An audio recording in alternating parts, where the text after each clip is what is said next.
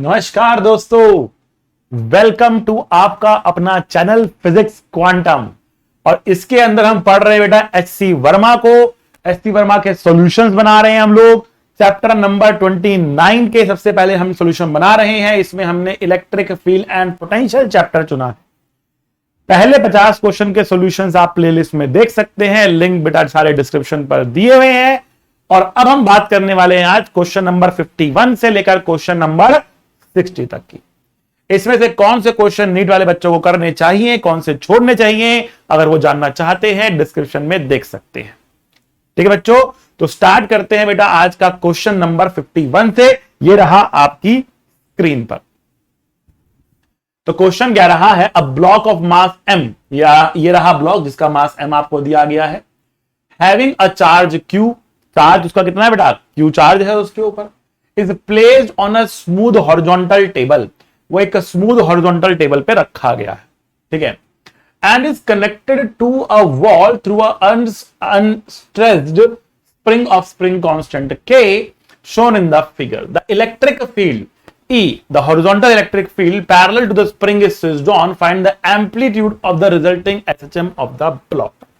तो जब हमने यहां पर इस तरीके से एक फील्ड को ऑन कर दिया, इस पर एक चार्ज है हमारे पास, क्यू चार्ज है, तो इस पर एक फोर्स लगेगा।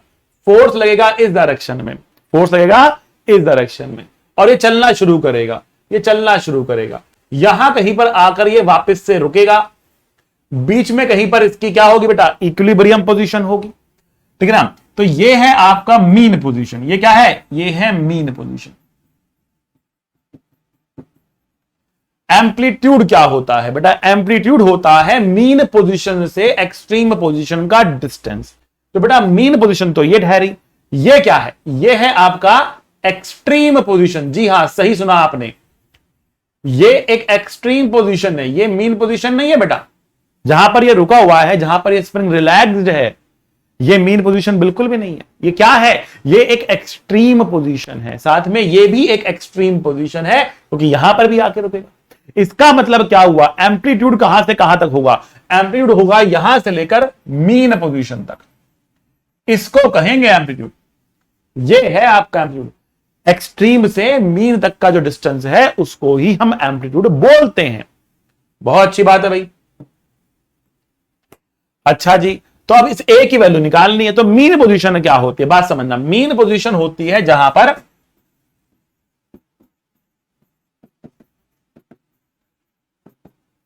जहां पर फोर्सेस बैलेंस हो जाते हैं।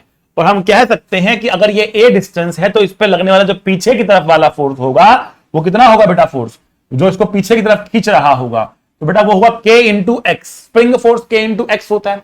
अब यहां पर x वैल्यू हम a ले रहे हैं, बेटा ये फोर्स होगा k इंटू एक्स।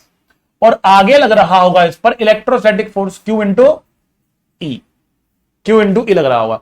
जब ये मीन पोजीशन पर पहुंचेगा इसके पास एक रफ्तार होगी, जब ये मीन पोजीशन पे पहुंचेगा इसके पास एक रफ्तार होगी, इसलिए ये और आगे निकल जाएगा। पर जैसे ही आगे निकलेगा स्प्रिंग और खींचेगा, और अब स्प्रिंग फोर्स जो है वो इस क्यू से बड़ा हो जाएगा और उसको स्लो डाउन करते करते करते अल्टीमेटली रोकेगा, फिर वापस लेकर आएगा। बट ये मीन पोजीशन पर दोनों बराबर हैं। तो मीन पोजीशन क्या होती है, मीन पोजीशन वो होती है जहां पर नेट फोर्स कितना हो जाए, 0 हो जाए, या एक्सेलरेशन कितनी हो जाए, 0 हो जाए, ठीक है ना। तो अब आपको फोर्स को बैलेंस कर देना है बस। तो आप बोलोगे k इंटू एक्स बराबर q इंटू ई। x की वैल्यू आपने डालनी है a के बराबर, ये डाल दिया आपने q इंटू ई के बराबर, तो a की वैल्यू आ रही है q इंटू ई बाय के। एक बारी बेटा एससी वर्मा हम खोल लेते हैं। देखो भैया ये है एससी वर्मा 10 साल पुराने वाली, ठीक है ना। और ये एससी वर्मा हम यूज किया करते थे। क्या इसकी हमने हालत जो है वो कर दी है, ठीक है। तो खैर हालत जो है इसकी बेहाल हो चुकी है, बट फिर भी अब तक चलती आ रही है। बहुत गजब बुक है, जबरदस्त बुक है। तो भैया पेज नंबर 51 और question number 51 Q E bye के, बिल्कुल सही जवाब, बिल्कुल सही जवाब, यही हमारा आंसर है, यही हमारा आंसर है। तो क्वेश्चन नंबर 51 का हमने बिल्कुल सही उत्तर दे दिया है। चलते हैं आगे, बढ़ते हैं क्वेश्चन नंबर 52 की तरफ। क्वेश्चन नंबर 52 आपके सामने आ चुका। क्वेश्चन कह रहा है a block of mass m। तो एक ब्लॉक आपके पास है जिसका मास कितना है बेटा, m है। बहुत अच्छी बात है। containing a net positive charge q, इसके ऊपर चार्ज q है, is placed on a smooth horizontal table which terminates in the vertical wall as shown in the figure। तो भैया टेबल जो है यहां पर एक वॉल आ गई, यहां पर खत्म हो गई टेबल, ठीक है ना। और the distance of the block from the wall is D, ये डिस्टेंस आपको डी दे रखा है, और horizontal electric field is switched on towards right, तो ये राइट की तरफ एक फील्ड लगा दी गई है, बहुत अच्छी बात है। Assuming elastic collisions if any, अगर कोई कोलिजन होगा तो वो इलास्टिक मान लेते हैं हम। Find the time period of the resulting oscillatory motion, it's not the SHM. क्या पूछा कि एसएचएम होगा? बिल्कुल भी नहीं होगा। क्यों नहीं होगा?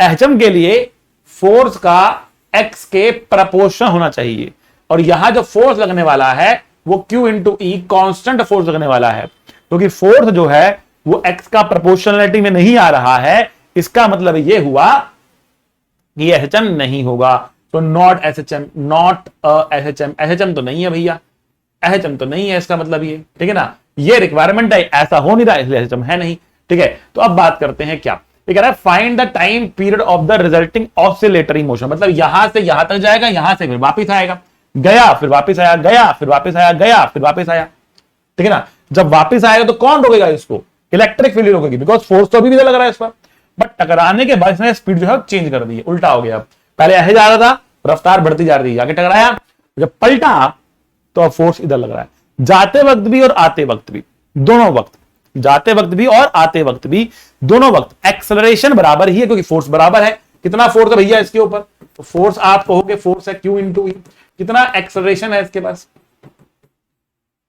तो Q E by M acceleration हो गया। जाते वक्त ये एक्सेलरेशन कहलाएगा, आते वक्त ये रिटार्डेशन कहलाएगा। आ रही बात समझ में? जब वापस आएगा ना तो रिटार्डेशन कहलाएगा, स्लो डाउन होगा, अल्टीमेट रुक जाएगा। अब जाते वक्त और आते वक्त दोनों तरफ एक्सेलरेशन बराबर थी, क्लियर, दोनों तरफ एक्सेलरेशन बराबर थी, और कोलिजन कैसा है? इलास्टिक है, तो जिस रफ्तार से टकराएगा उसी रफ्तार से रिबाउंड करेगा। तो मुझे बिल्कुल आइडेंटिकल दिख रहा, बिल्कुल आइडेंटिकल दिख रहा। यहां पर स्पीड को 0 से लेकर v होना है, और यहां पर स्पीड को v से लेकर 0 होना है, तो बराबर डिस्टेंस, बराबर एक्सेलरेशन, बराबर टाइम लगेगा। तो आपको निकालना है यहां से लेकर यहां तक जाने का समय कितना होगा, उसको मल्टीप्लाई बाय 2 करेंगे, वापस आने का समय भी उतना ही होगा, दोनों को मल्टीप्लाई बाय 2 कर दिया आपने, तो आपको टाइम पीरियड मिल गया। तो टाइम पीरियड होगा 2 टाइम्स मल्टीप्लाई बाय जाने वाला समय, जाने वाला समय। अब जाने वाला समय कितना होगा, समय निकालना है हमें, तो हमें कहीं ना कहीं जो है वो टाइम चाहिए, तो हम बोलेंगे एस बराबर UT plus half it square लगा देंगे। एस डी के बराबर है, यू 0 है, acceleration Q E by M है इंटू टी स्क्वायर, तो टी का वैल्यू मिल रहा है 2md by Q E whole under root, और कैपिटल टी जो है वो 2 टाइम्स है, 2 टाइम्स है, तो 2 टाइम्स है, 2 टाइम्स ऑफ टी है, मतलब 2 times of root over 2md by Q T.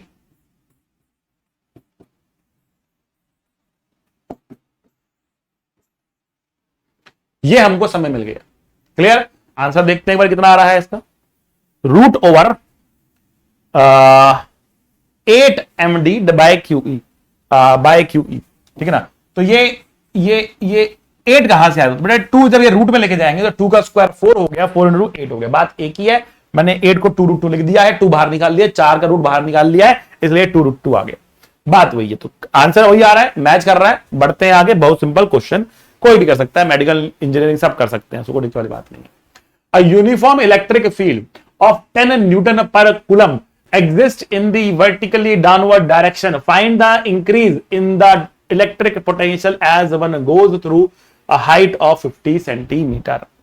अब देखो, ये कह रहा है कि भैया एक यूनिफॉर्म इलेक्ट्रिक फील्ड है, ठीक है ना, वर्टिकली डाउनवर्ड आ रही है, तो नीचे की तरफ इलेक्ट्रिक फील्ड आ रही है, वर्टिकली डाउनवर्ड आ रही है, डाउनवर्ड वर्ड उसने बोला है, और इलेक्ट्रिक फील्ड का वैल्यू है 10 न्यूटन पर कूलम के बराबर, ठीक है ना। कह रहा है find the increase in the electric potential as one goes through a height of 50 centimetre. तो देखो ये कह रहा है कि जब ये नीचे से ऊपर एक कितने सेंटीमीटर चलता है, 50 सेंटीमीटर चलता है, नीचे से ऊपर जा रहा है। तो एक बात आप ध्यान रखना, सिद्धि अपनी याद रखना, क्या है सिद्धि भैया यहां पर आपकी? भैया सिद्धि यहां पर है कि इन the direction of electric field, in the direction of electric field potential decreases, in the direction of electric field potential decreases, potential क्या होता है, घटता है, in the direction of electric field potential decreases कि in the direction of electric field potential घटता, मतलब नीचे की तरफ आओगे तो पोटेंशियल घटेगा, ऊपर की तरफ जाओगे तो पोटेंशियल बढ़ेगा, ठीक है ना। तो कितना बड़ा, डेल्टा भी कितना हुआ। तो जब यूनिफॉर्म फील्ड होता है, अब ध्यान रखना बेटा, सिद्धि नंबर 1 थी, सिद्धि नंबर 2 दे रहा हूं आपको, सिद्धि नंबर 2 दे रहा हूं आपको,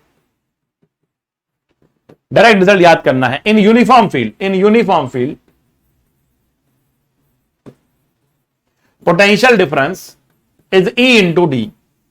यूनिफॉर्म फील्ड अगर होगी तो potential difference is E into D हो जाएगा, पोटेंशियल डिफरेंस ई इंटू डी हो जाएगा। पॉजिटिव होगा कि नेगेटिव होगा, डिपेंड करता है। अगर आप फील्ड के डायरेक्शन में जाओगे तो नेगेटिव होगा, फील्ड से उल्टा जाओगे तो पॉजिटिव होगा, ठीक है बच्चों। तो अब यहां पर फील्ड से उल्टा जा रहे हैं इसलिए पॉजिटिव आएगा। हम बोलेंगे potential difference is E into D, E 10 है और डी है 50/100, सेंटीमीटर को मीटर में कर देंगे कन्वर्ट, तो हमें मिल रहा है 5 वोल्ट, 5 वोल्ट। देखते हैं आंसर क्या कह रहा है। 53 का आंसर है 5 वोल्ट, बिल्कुल सही जवाब, आंसर मैच करता है और हमारा ये क्वेश्चन भी बन जाता है। सिंपल क्वेश्चन है, अच्छा क्वेश्चन है, क्वेश्चन है, कोई भी कर सकता है। बढ़ जाते हैं आगे क्वेश्चन नंबर 54 पे। प्रश्न संख्या 54 की बात करते हैं तो ये कह रहा है कि 12 joule of work has to be done against an existing electric field to take a charge of इतना coulomb from A to B. तो इसमें दो पॉइंट हमारे पास, एक पॉइंट ए है और एक पॉइंट बी है। अब कह रहा है कि 12 joule of work to be done against the existing electric field, मतलब हम जबरदस्ती चार्ज को लेकर जा रहे हैं, ए से बी तक हम चार्ज को जबरदस्ती लेकर जा रहे हैं। तो चार्ज अगर हमारे पास है 0.01 कूलम, तो फील्ड होगा इस डायरेक्शन में, फील्ड होगा इस डायरेक्शन में, और चार्ज को हम इधर लेके जा रहे हैं। तो work done by the field तो नेगेटिव हो गया, but work done by external agent positive हो गया। तो क्या रहा है कि work done by external agent जो है यहां पर जो है वो आ रहा है 12 जूल्स का। How much potential difference, how much is the potential difference VB minus वीए। तो पहली बात तो आप ये समझो कि कहां पे पोटेंशियल ज्यादा है, कहां पे पोटेंशियल कम है, पॉजिटिव आएगा कि नेगेटिव आएगा।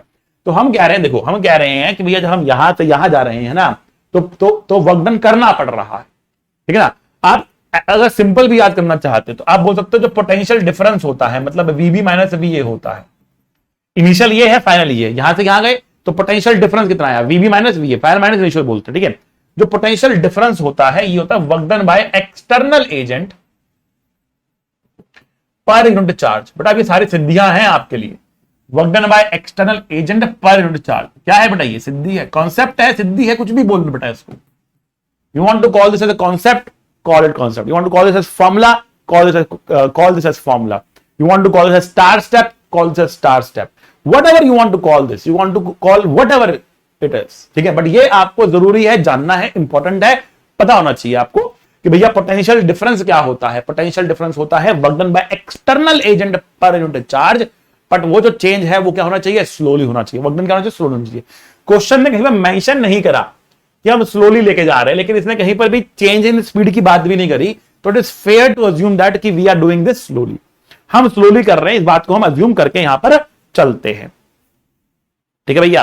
तो अगर हमने मान लिया कि हम स्लोली इसको लेकर जा रहे हैं, ठीक है, स्लोली इसको हम लेकर जा रहे हैं, ठीक है, तो अब हम यहां पे क्या कह सकते हैं, बात समझना। तो work done by external agent कितना हो गया, वो आपको पता ही है 12 है, 12 जूल से, ये वीबी माइनस वी कहलाएगा, सॉरी। और जो चार्ज हमारे पास है वो है 0.01 कूलम, इसका मतलब कितना हो गया, ये हो गया 1200 जूल्स पर कूलम हो गया, 1200 जूल्स पर कूलम हो गया। आंसर देखते बेटा 54 का आंसर दे रखा है 1200 वोल्ट्स। पोटेंशियल डिफरेंस, यस, आप जूल्स पर कूलम कह लें कि वोल्ट कह लें, बात एक ही है।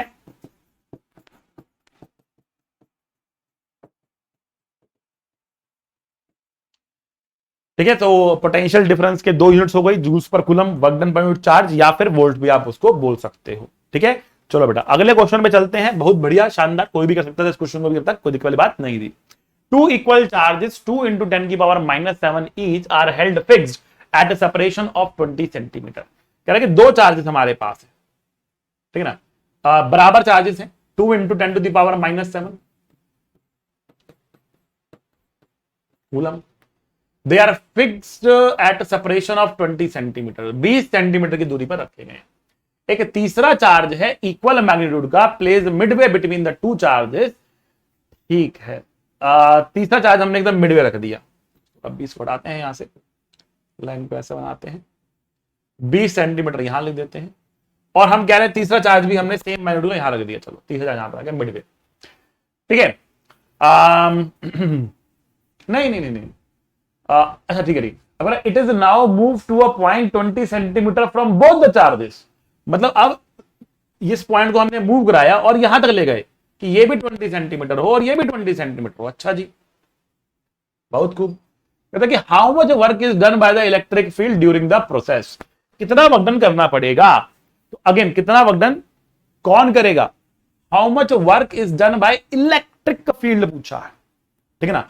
पिछले के क्वेश्चन में एक्सटर्नल एजेंट था, इस क्वेश्चन में इलेक्ट्रिक फील्ड पूछा है। तो ध्यान रखना कि change in potential energy, change in potential energy, बात समझना, change in potential energy is equal to negative of work done, negative of work done by electric field होता है, negative of work done by electric field होता है। जब potential की बात करते हो तो वर्क डन पर चार्ज हो जाता है। अगर मैं यहां पे बोलता हूं चेंज इन पोटेंशियल, कितना पोटेंशियल में चेंज आ रहा है, ठीक है ना। पोटेंशियल जो होता है, जब इलेक्ट्रिक फील्ड आपको दे रखी हो उसमें चलने के लिए जब पार्टिकल को लेते हैं तब पोटेंशियल डिफरेंस आपके लिए पूछा जाता है। जैसे पिछले क्वेश्चन में था, देखो पिछले क्वेश्चन में था आपके पास कि आपको फील्ड दे दी, एक पार्टिकल यहां से यहां तक गया, तो उन दोनों के बीच में कितना पोटेंशियल का डिफरेंस था। तो पोटेंशियल के डिफरेंस को जब आप चार्ज से मल्टीप्लाई करते हो तो वो पोटेंशियल एनर्जी का डिफरेंस आ जाता है, ठीक है ना। तो खैर समझाता हूं बात को, भी समझ में आएगा आपको। तो हम यहां पर कह रहे हैं, पोटेंशियल को फिलहाल इंक्लूड नहीं करते, पहले इस क्वेश्चन को बनाते हैं। हमने कहा कि चेंज इन पोटेंशियल एनर्जी क्या है, चेंज इन पोटेंशियल एनर्जी है negative of work done by the electric field. Guard मान लो, ये भी सिद्धि है आपके लिए, हर एक नया कॉन्सेप्ट आपके लिए सिद्धि ही है बेटा, ठीक है। तो चेंज इन पोटेंशियल एनर्जी क्या है, it is negative of work done by electric field, या फिर क्या होता है ये, positive of work done by external agent, but slow change होना चाहिए, मतलब काइनेटिक एनर्जी में कोई चेंज नहीं आना चाहिए। तो पहली बात तो क्वेश्चन ने क्या पूछा आपसे, आपने क्वेश्चन पूछा how much work is done by electric field. SC Verma की खासियत यही है कि वो बहुत क्लियर शब्दों में बोलता है वो क्या कहना चाहता है, शब्द बहुत क्लियर यूज करता है कि किसके द्वारा पूछना चाहता है, ताकि आपको पता हो कि ये फॉर्मूला लगाना है कि ये लगाना है, ठीक है ना। उसने क्लियरली कहा कि इलेक्ट्रिक फील्ड का वर्क निकाल के दिखाओ, इलेक्ट्रिक फील्ड का वर्क निकाल के दिखाओ, हम निकाल देंगे, क्या टेंशन, ठीक है ना। Your wish is our command, ठीक है। तो हमने कहा देखो हमें अगर वर्क निकालना है इलेक्ट्रिक फील्ड का, तो हमें निकालना क्या होगा, negative of change in potential energy, मतलब negative of final minus initial, मतलब initial energy minus final energy, minus sign अंदर जाएगा, work done by electric field हो जाएगा आपके पास कितना, initial potential energy minus final potential energy. अब यहां पे समझना, यहां पर एक ऐसा पेयर है जिसकी एनर्जी चेंज ही नहीं हो रही, और वो पेयर है ये रहा पेयर जिसकी एनर्जी चेंज ही नहीं हो रही, इनिशियल में भी आएगी वो, फाइनल में भी आएगी वो। जिस पेयर की एनर्जी चेंज नहीं हो रही है उस पेयर को कंसीडर करने की जरूरत ही नहीं है, बाकी पेयर आपको कंसीडर करने पड़ेंगे। तो किसकी एनर्जी चेंज हो रही है, तो इनिशियल देखा जाए तो एक पेयर तो ये रहा और दूसरा पेयर ये रहा, ये इनिशियल हो गया। अब फाइनल क्या हुआ, फाइनल में एक पेयर तो ये रहा और दूसरा पेयर ये रहा, ठीक है। तो पहले इनिशियल एनर्जी निकालते हैं फिर फाइनल निकाल लेंगे। तो बताओ भैया इनिशियल एनर्जी कितनी है, ये वाले पेयर कंसीडर नहीं कर रहा हूं मैं, येलो वाला पेयर कंसीडर नहीं कर रहा हूं मैं, इस वाले पेयर की एनर्जी कितनी है, तो इसकी एनर्जी हो जाएगी के 9 इंटू 10⁻⁹, क्यू 2 इंटू 10⁻⁻7, Q2 भी इतना ही है, सेम मैग्नीट्यूड था तो उसका स्क्वायर कर देंगे, तो के Q1 Q2 अपॉन में आर होता है, आर स्क्वायर करेंगे तो फोर्स हो जाएगा, तो के Q1 Q2 अपॉन में R is the potential energy, right. तो जो ये आर है कितना है, ये 10 सेंटीमीटर है, टोटल 20 तो 10 हो गया ये, तो 10 सेंटीमीटर में 10/100। अब इस पेयर की जो एनर्जी है उतनी ही इसकी एनर्जी भी है, तो मल्टीप्लाई बाय 2 कर देंगे, मल्टीप्लाई बाय 2 कर देंगे। ये इनिशियल पोटेंशियल एनर्जी हमको मालूम पड़ गई। अब फाइनल निकालने के लिए हमें ये पेयर की एनर्जी चाहिए और ये पेयर की एनर्जी चाहिए, ठीक है ना, निकाल देते हैं। तो हमने बोला फाइनल एनर्जी कितनी होगी इसकी, तो इट इज के दैट इज 9 इंटू 10 की पावर 9 क्यू स्क्वायर, तो ये रहेगा 2 इंटू 10 टू द पावर -7 का स्क्वायर अपॉन में आर 20 हो गया। अब तो 20/100 कर देंगे और मल्टीप्लाई बाय 2 कर देंगे, सिंपल सी बात। तो आपके पास इनिशियल एनर्जी आई, आपके पास फाइनल एनर्जी आई, work done by electric field निकालना है तो आपको इनिशियल एनर्जी को फाइनल एनर्जी से माइनस करना पड़ेगा, ठीक है ना, मतलब initial energy minus final energy करना पड़ेगा। So what is the initial energy निकालने की कोशिश करते हैं, आइए देखते हैं। तो एक जीरो से एक जीरो कट गया, ये जीरो जाएगा ऊपर, कोई दिक्कत वाली बात नहीं है। तो 2 दूना 4, 4 दूना 8, 2 दूना 4, 4 दूना 8, 8 ने 72, तो मुझे 72 तो ये दिख रहा है, 10 की पावर 9 और एक 10 और -14, तो -4 दिख रही है, ठीक है। नीचे आते हैं तो भैया एक जीरो से एक जीरो कट गया, इस 2 से एक 2 कट गया, ये 10 ऊपर चला जाएगा, ठीक है। तो 2 दूना 4, 9 और 4 36, तो 36 तो ये आ गया, 10 टू द पावर 10 -14 -4, ये आ गया 72, 10 की पावर -4, 36, 10 की पावर -4।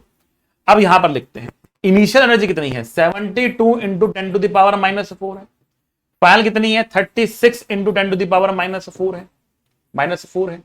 तो 72 को 36 में से माइनस करेंगे, कितना आएगा, 36 से तो आएगा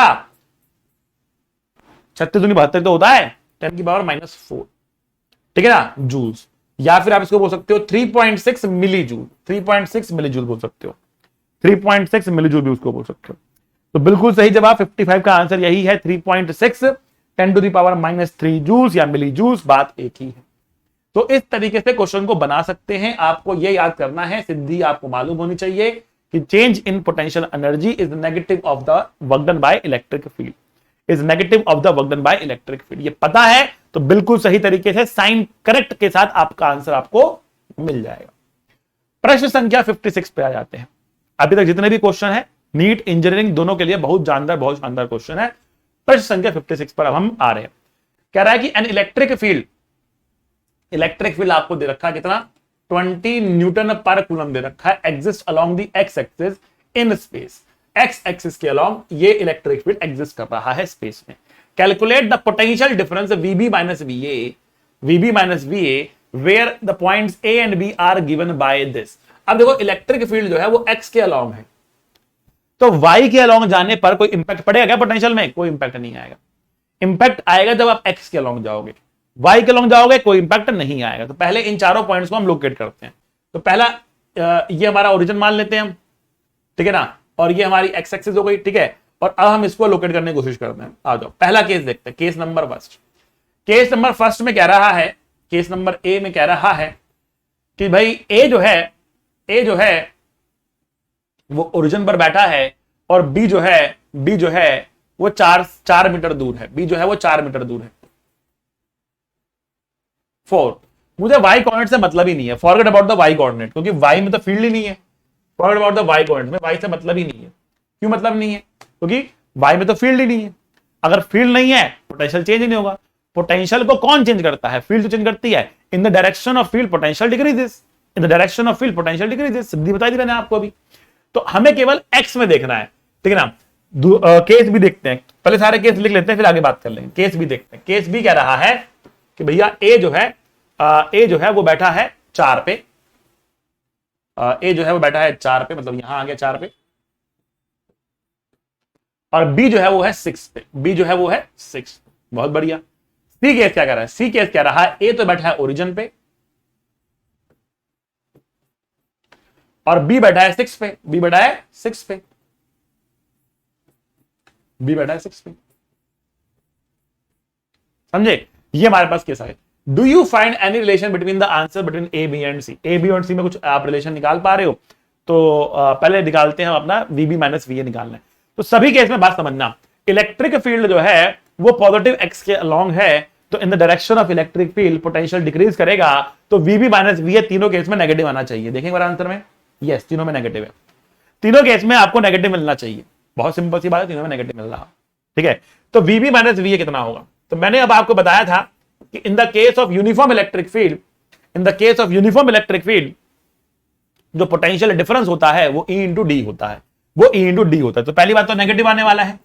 दूसरी बात E कितना हमारे पास, E है 20, और डी कितना है हमारे पास, डी कितना है, पहले केस में 4 है, दूसरे केस में 2 है, क्योंकि 4 से 6 पे जाना है, 2 है, तीसरे केस में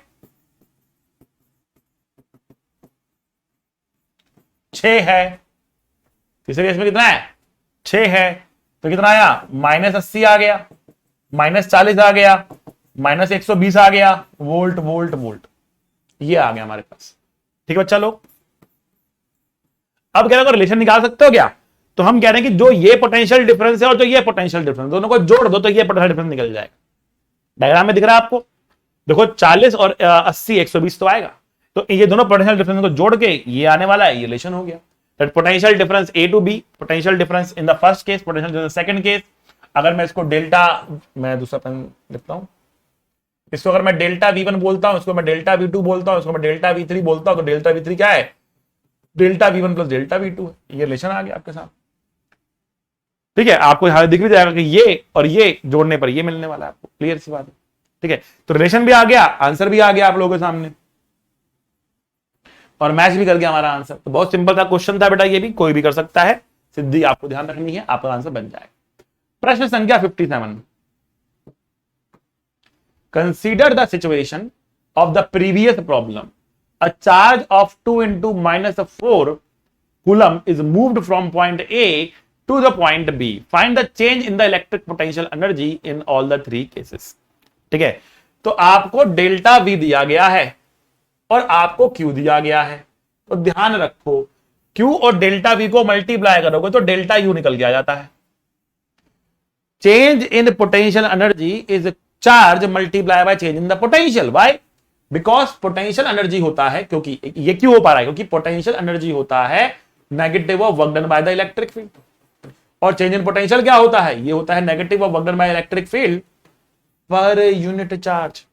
पोटेंशियल डिफाइन किया जाता है यूनिट चार्ज के लिए, पोटेंशियल एनर्जी डिफाइन नहीं की जाती यूनिट चार्ज, पूरे चार्ज के लिए डिफाइन की जाती है। तो अगर चार्ज क्यू को एक पोटेंशियल डिफरेंस से गुजारा जाए तो पोटेंशियल एनर्जी में आने वाला चेंज कितना होगा, delta U equals to delta V into Q हो जाएगा। सिंपल सी बात। तो पहले केस में जो डेल्टा U1 होगा वो होगा charge 2 into 10⁻⁻4 negative multiply by potential difference.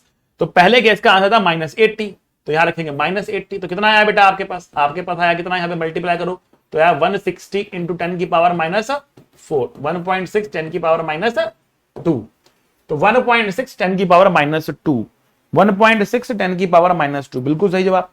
पहला आंसर बिल्कुल सही निकल गया, तो बाकी भी ऐसे निकलेंगे, कोई दिक्कत वाली बात ही नहीं है। डेल्टा U2 क्या हुआ बेटा, -2 10⁻4 मल्टीप्लाई बाय, क्या आंसर था यहां पर, -40 था, पुट करते हैं -40 कितना आएगा बेटा, 8 into 10⁻3 आ जाएगा, 8 into 10⁻3 आ जाएगा। डेल्टा U3 कितना होगा बेटा, डेल्टा U3 होगा -2 into 10⁻4 मल्टीप्लाई बाय 120, -120, तो -120 करेंगे, कितना आंसर आएगा बेटा आपके पास में, 240 into 10⁻4 या फिर 2.4 10⁻2 जूल्स आ जाएगा।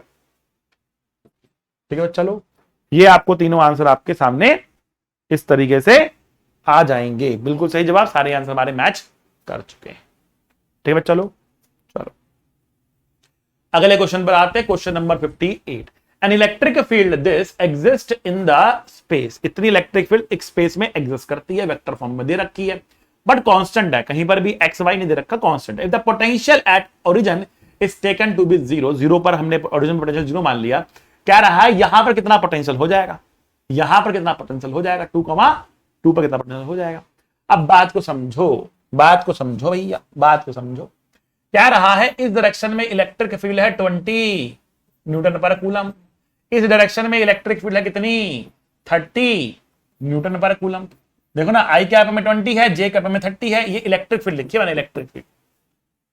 ठीक है, अब समझना बात को, ये ओरिजिन ठहरा 0,0, यहां से जब आप इस डायरेक्शन में आगे बढ़ोगे 2 मीटर, पोटेंशियल घटेगा कि बढ़ेगा, घटेगा, क्योंकि आप इस वाली इलेक्ट्रिक फील्ड की डायरेक्शन में जा रहे हो, तो इसकी वजह से पोटेंशियल घटेगा। तो यहां आने पर अगर यहां पोटेंशियल 0 तो कम हो जाएगा। तो अगर मैं कहता हूं ये पॉइंट ए है, तो what is the potential eight point A, ठीक है, समझना बात को। तो पोटेंशियल एट पॉइंट ए, अगर ये ओरिजिन है तो potential at point A minus potential at point जो पोटेंशियल का डिफरेंस है वो होगा नेगेटिव। नेगेटिव क्यों? क्योंकि इन the direction of electric field potential decreases. In the direction of electric field potential decreases. Electric field की डायरेक्शन में पोटेंशियल घटता है, इलेक्ट्रिक फील्ड डायरेक्शन में पोटेंशियल घटता है। बहुत सिंपल सी बात है, ठीक है ना। तो उसने कहा इस डायरेक्शन में क्योंकि पोटेंशियल घट रहा, इस डायरेक्शन में क्योंकि पोटेंशियल घट रहा, इस डायरेक्शन में पोटेंशियल घट रहा है। इसका मतलब क्या है? बहुत सिंपल सी बात है, यहां जा रहे हैं, पोटेंशियल कम हो रहा है, ए पे कम होगा, ओ पे ज्यादा होगा, तो V A minus V O negative होगा। और कितना होगा? ई इंटू डी। ई कितना है? 20 है, डी कितना है? 2 है। बहुत अच्छी बात है, 20 इंटू 2 आ गया। अब बात को समझो, यहां से अगर मैं 2 मीटर और ऊपर गया तो मुझे 2,2 चाहिए ना, तो मुझे एक्स में भी 2 जाना है, वाई में भी 2 जाना है। जब मैं ऊपर जाकर यहां पर बी पॉइंट पर आऊंगा तो मैं वापस इलेक्ट्रिक फील्ड की डायरेक्शन में ही चल रहा हूं, और जब मैं इलेक्ट्रिक फील्ड की डायरेक्शन में चलूंगा तो वापस से पोटेंशियल डिफरेंस नेगेटिव घटेगा। मतलब तो मैं कहूंगा potential at B minus the potential at A is negative. Negative क्यों? क्योंकि इस डायरेक्शन में क्या हो रहा है? घट रहा है, तो बी पे कम होगा, ए पे ज्यादा होगा, तो बोलूंगा potential at B minus potential is negative E into D. E कितना है? 30 है इस बारी, मल्टीप्लाई बाय 2, तो ये -40 था। इसको पुट कर दें यहां पर तो वीबी की वैल्यू कितनी आएगी? माइनस ऑफ -40, तो ये प्लस हो जाएगा, इज इक्वल टू -60 हो गया। इसको यहां लेकर आएंगे तो वीबी की वैल्यू आ रही है -100 वोल्ट, -100 वोल्ट आ रही है, -100 वोल्ट आ रही है। एक और तरीका है क्वेश्चन को करने का, पहले आंसर मैच करते हैं। बिल्कुल सही आंसर हमारा -100 वोल्ट। इसका एक और तरीका हमारे पास, क्योंकि हमको इलेक्ट्रिक फील्ड वेक्टर फॉर्म में दी गई है। तो इलेक्ट्रिक फील्ड आपके सामने है 20 आई कैप प्लस 30 जे कैप, और आपके पास डेल्टा आर भी है कि कितना चलना है आपको। डेल्टा आर भी, कितना डेल्टा आर है? तो डेल्टा आर आपके पास है 2 I cap plus 2 J cap, 2 I cap plus 2 J cap है, ठीक है ना। तो आप चाहें तो आप ये भी कह सकते हैं कि delta V is nothing but minus E dot delta R. Delta V is minus E dot delta R. तो V B minus V A, V B minus V O, B point final था और ओ पॉइंट इनिशियल था, तो V B minus V O potential difference is minus E vector कितना है? 20 आई cap है, 30 जे cap है, और डॉट ले लेंगे R 2 I cap plus 2 J cap के साथ।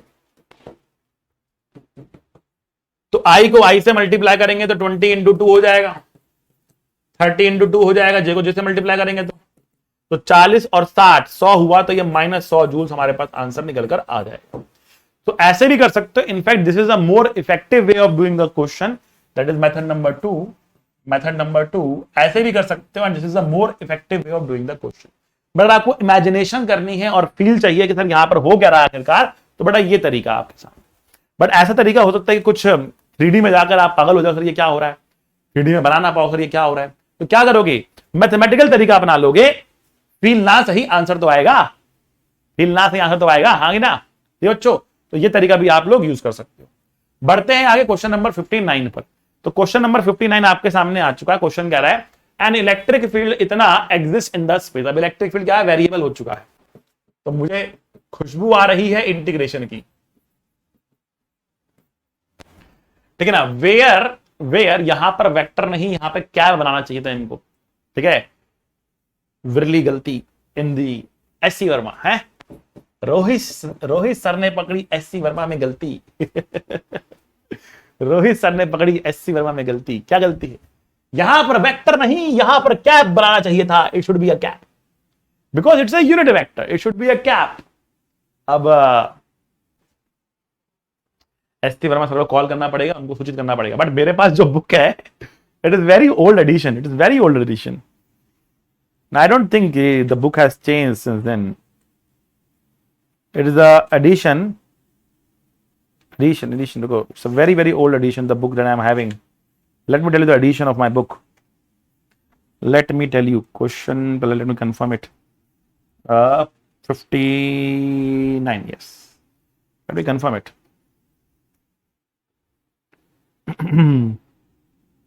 2002 माई एडिशन इज 2002 का एडिशन मेरे पास है बुक का, ठीक है ना। And the book has not change since then, the book has been consistent since then. ठीक है ना, the old book. So it should be a cap here instead of a vector. So now अब हो सकता है कि उन्होंने latest edition में चेंज कर दिया. आप लोग देख के बताना, कमेंट करके बताना आप लोग कि आपकी बुक में भी यहां पर वेक्टर है कि कैप है, क्या है. ठीक है, okay. So A is 10 volt per meter square. ठीक है, take the potential at this to be equal to 0. कह रहा है कि potential at this point is 0 now. जबरदस्त. Potential at this point is 0. Find the potential at the origin. इसने काम उल्टा कर दिया. नॉर्मली ओरिजिन में पोटेंशियल 0 लिया जाता है ना, इसने कहा ओरिजिन में पोटेंशियल 0 है ही नहीं. ये है, क्या कर लोगे आप, है ओरिजिन में पोटेंशियल कितना है, ये क्या करोगे. तो अब बात समझना. अब यहां पर हम मेथड नंबर 1 लगा देंगे. ठीक है, क्योंकि यहां पर पहले तो इंडिकेशन आने वाली है. ठीक है ना, we'll try to use the method number 1 here. तो method number 1 क्या कर रहा है, forget about the j cap, forget about the j cap, think about only the i cap. क्योंकि यहां पर तो केवल i cap ही है. ठीक है ना, तो केवल x में सोचो आप. तो केवल x में अगर सोचा जाए तो हम क्या कह सकते हैं, केवल x में अगर सोचा जाए तो हम क्या कह सकते हैं. कह रहा है कि find the potential at the origin. इस डायरेक्शन में फील्ड है a इंटू एक्स. बहुत बढ़िया. ओरिजिन ये रहा, तो यहां पर VA होगा. अब इस पॉइंट को हम A कह देते हैं, जो कि 10 मीटर दूर है. यहां पे पोटेंशियल बेटा कितना होगा, VA होगा. बट अगर फील्ड इस डायरेक्शन में है तो इस डायरेक्शन में पोटेंशियल घट रहा होगा. O पे पोटेंशियल ज्यादा होगा, A पे पोटेंशियल कम होगा. बात समझ में आई. अच्छा, अब समझना. हम लिखेंगे formula that dV is minus E dx. सब x में है तो डॉट की जरूरत नहीं है आपको, सब x में चल रहा है. E भी इधर है, dx भी इधर है, सब इधर है. ठीक है ना, या लिखना तो आप cos 0 लिख लो, कोई वाली बात नहीं है. ठीक है ना. सो dv क्या है, यहां पर dv क्या है, माइनस E डॉट ds. अब डेल्टा x नहीं लिखा, dx लिखा. dx क्यों लिखा, क्योंकि डिफरेंस, क्योंकि यहां पर क्या होने वाला है, यहां पर इंटीग्रेशन लगने वाली है. अगर ये यूनिफॉर्म होता, फॉर यूनिफॉर्म फील्ड, बात समझना, for uniform field delta v is equal to E delta x या d या delta r, whatever you want to put, you can put here, right. But non uniform के लिए आपको ऐसा लिखना पड़ेगा. नॉन यूनिफॉर्म के लिए आपको ऐसा लिखना पड़ेगा. आई बात समझ में.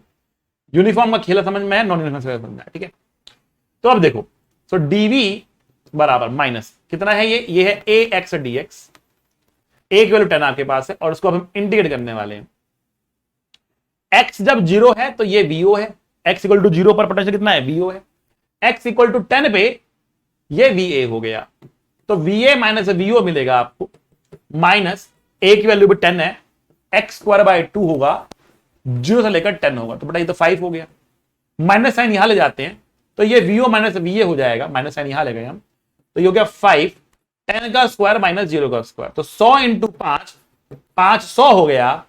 vo माइनस va हो गया. बट एक पर पोटेंशियल तो इसने 0 कहा है, इस पॉइंट पोटेंशियल इसने 0 कहा है, तो v तो 0 है, v तो 0 ही है. तो va को 0 पुट करते हैं तो vo की वैल्यू आ गई 500 वोल्ट. समझे, vo की वैल्यू आ गई 500 वोल्ट. आंसर देखते हैं क्वेश्चन नंबर 59 का.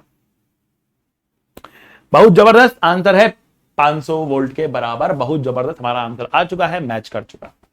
आगे बढ़ते हैं, क्वेश्चन नंबर 60 पे आते हैं. तो क्वेश्चन नंबर 60 आपको कह रहा है the electric potential exist in space is this. Electric potential exist in space is this. जो पोटेंशियल है स्पेस में वो कितना है, A X Y Y Z Z X. ये है पोटेंशियल जो स्पेस में आ रहा है. इलेक्ट्रिक पोटेंशियल जो स्पेस में आ रहा है वो ये है. Right the dimensional formula of A. A का डायमेंशनल फॉर्मूला लिखना है. ए का डायमेंशनल फॉर्मूला बता दो कितना हुआ. अच्छा जी, अब डायमेंशनल फॉर्मूला लिखने तो पहले आपको पोटेंशियल का डायमेंशनल फॉर्मूला मालूम होना चाहिए. तो पोटेंशियल क्या होता है, बात समझना. पोटेंशियल होता है work done per unit charge. Dimension तो यही होता है ना, work done per unit charge define करते हैं इसको. Work done per unit charge होता है. अच्छा जी, वर्क डन क्या होता है, वर्क डन होता है फोर्स इनटू डिस्प्लेसमेंट. अच्छा, बहुत सही. चार्ज, चार्ज को आप बोल सकते हो करंट इनटू टाइम. चार्ज को आप बोल सकते हो current into time. Current into time is charge. ठीक है ना. फोर्स क्या होता है, फोर्स होता है मास इनटू एक्सेलरेशन.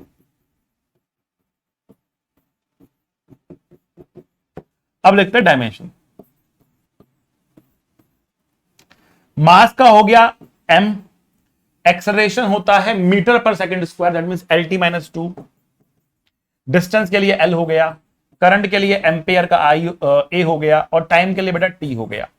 तो हमें मिल रहा है ये M L square T minus 3 A minus 1। Let's check the answer.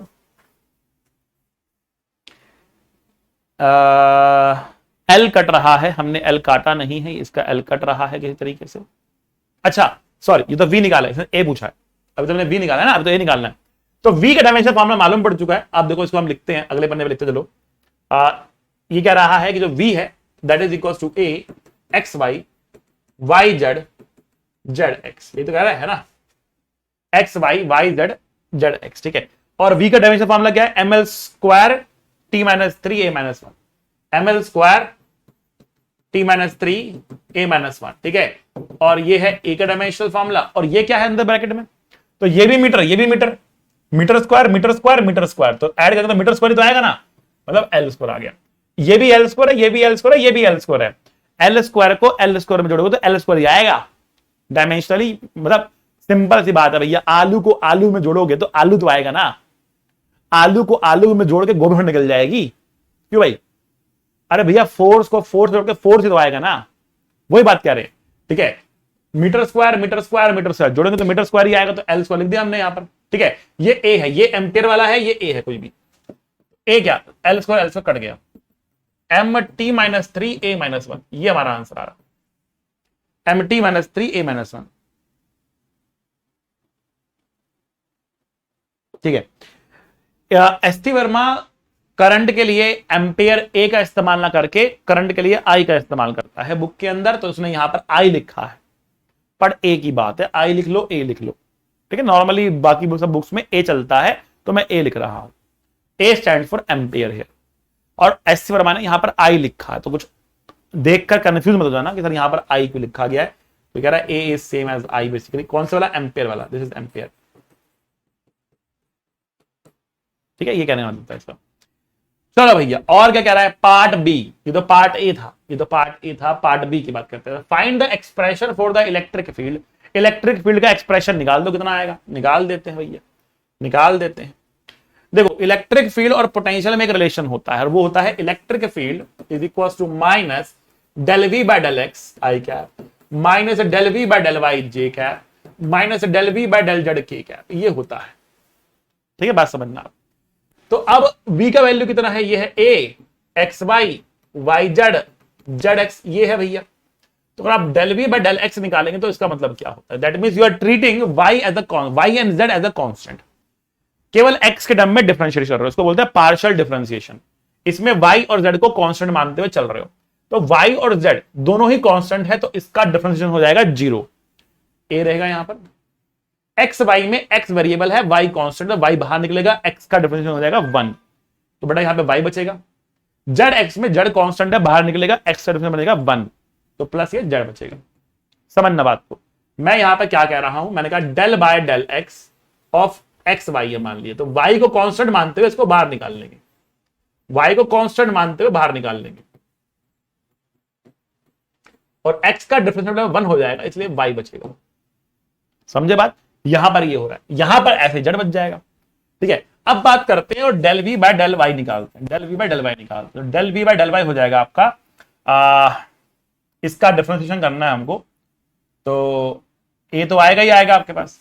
अब y के टर्म में डिफरेंशिएट कर रहे हैं, तो y डिफरेंशिएट होकर 1 बनेगा, x का डिफरेंशिएशन 1, x कांस्टेंट बाहर निकलेगा, यहां पर z बचेगा, और यहां पर तो भैया z और x दोनों ही कांस्टेंट हो गए, तो हट जाएंगे वो, del v by del Z आ जाएगा। जब जेड के टर्म में डिफरेंशिएट करोगे तो इसमें जेड है ही नहीं, तो पूरा कांस्टेंट हो गया, इसका डिफरेंशिएशन 0 हो गया। यहां पर करते हैं क्योंकि जेड वेरिएबल है, तो जेड का डिफरेंशिएशन 1 हो गया, y बच गया, यहां पर जेड का डिफरेंशिएशन 1 हो गया, x बच गया, ये आ गया। तो इलेक्ट्रिक फील्ड का जो एक्सप्रेशन आने वाला है ना, वो क्या होगा, minus del V by del X, मतलब a y plus Z I cap minus minus a x plus Z J cap minus a y plus x K cap. आप चाहो तो माइनस ए पूरा कॉमन निकाल सकते हो यहां से, क्योंकि तीनों में आ रहा, ठीक है। तो ये आपका एक्सप्रेशन आ गया, एक बार फटाफट चेक करते हैं अपना आंसर। बिल्कुल सही जवाब, y plus Z I cap X plus Z J cap X plus Y K cap, बिल्कुल सही जवाब। ठीक है, अब आ जाओ, कुछ और पूछ रहा है क्या भैया ये? तो ये कह रहा है कि भैया अगर a की वैल्यू 10 है, magnitude of the electric field at 1,1,1 पे इलेक्ट्रिक फील्ड कितना हो, समय 1 डाल दो और वाई ए को 10 डाल दो, तो इलेक्ट्रिक फील्ड का वैल्यू हो जाएगा -a कॉमन ले लिया हमने तो 10 बाहर आ गया, 1 + 1/2 हो गया, 1 + 1/2 हो गया और 1 + 1/2 हो गया। आप चाहे तो 2 भी कॉमन निकाल सकते हो, तो -20 आई कैप जे कैप के कैप हो गया। और अगर आप इसका मैग्नीट्यूड निकालना चाहते हो तो बेटा इसकी वैल्यू आएगी 20 √1 + 1 + 1 square square square 20√3 newton per coulomb will be the answer. 20√3 newton per coulomb will be the answer. इसने 35 दिया है, 35 दिया है तो √3 का मतलब देखो कितना होता है, अगर मैं आपको दिखा दूं। लो भैया, आज हमने कैलकुलेटर निकाला ही नहीं तो सोचा निकाल ही लें, हालांकि वैसे भी कर सकते हैं। तो √3 × 20 होता है आपका लगभग 35 आपका इसने आंसर दे दिया है। ठीक है, चलो तो ये हो गया आपका क्वेश्चन नंबर 60 भी कंप्लीट। तो ये था हमारा आज की शाम का आखिरी प्रश्न। तो बेटा पढ़ते रहिए, मुस्कुराते रहिए, be a good human being, और मेरे साथ एससी वर्मा सॉल्व करते रहिए। इस सीरीज का भरपूर फायदा उठाइए। ये तभी उठा पाएंगे जब आप मेरे साथ साथ क्वेश्चन सॉल्व करेंगे। केवल आके सॉल्यूशन देख लेना is not the way of doing SC Verma. The best way is you do at home, come here, watch the solution, see मैं कैसे बता रहा हूं, आपने सही किया गलत किया, साथ में एक एनालिसिस करिए, कमेंट करके बताइए कि आप क्वेश्चन कर रहे हैं कि नहीं कर रहे हैं बच्चों। तो पढ़ते रहिए इसी तरीके से। मिलेंगे अगली क्लास में और भी क्वेश्चंस करेंगे उसमें। तब तक के लिए ओके बाय।